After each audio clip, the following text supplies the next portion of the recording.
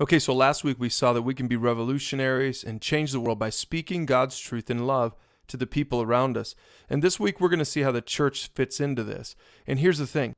God doesn't want us to run around speaking truth to people just on our own in total isolation. He's designed for us to be on a team with leaders to help us and keep us on track. And that team is called the church. Now, Ephesians 4 is the training manual for the church, and this is where God's going to explain how the church is supposed to work. But first, let's take a look at how most churches work today.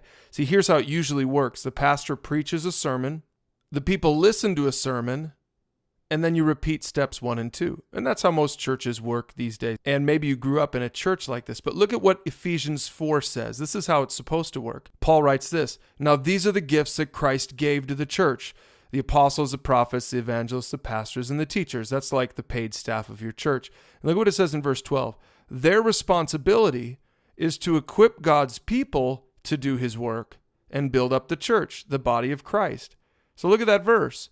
Who's doing the ministry in a biblically functioning church? The people are, not just the pastors. Let's make this really clear. Here's how the church is supposed to work. The pastors equip people, and then people do ministry. Now that's pretty different from how most churches work today, where the pastor preaches a sermon and the people listen and then just come back the next week. Pastors are supposed to equip, and then people are supposed to do the ministry. But what does it mean for people to do ministry? Well, we covered that last week, and it's right here in Ephesians 4:15. He says, "We will speak the truth in love, growing in every way more and more like Christ, who's the head of his body, the church." So see, doing ministry or making disciples requires speaking truth to the people around us, to our family, to our friends, or to our small group. It's not just the pastor who should be speaking truth in a sermon, but we all should be speaking truth in love to the people around us.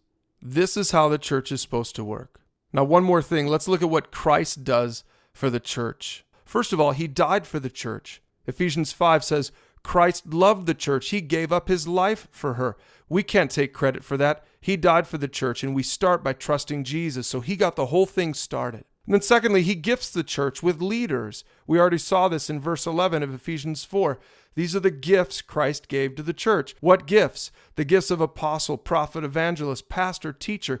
Jesus gives the church these leaders so that the church can be healthy and can grow. And then finally, Jesus is the one who builds the church. It says in verse 16, he makes the whole body fit together perfectly. As each part does its own special work, it helps the other parts grow so that the whole body is healthy and growing and full of love. But who's building the church? Who made the church fit together so it could grow? Jesus did that because Jesus is building the church.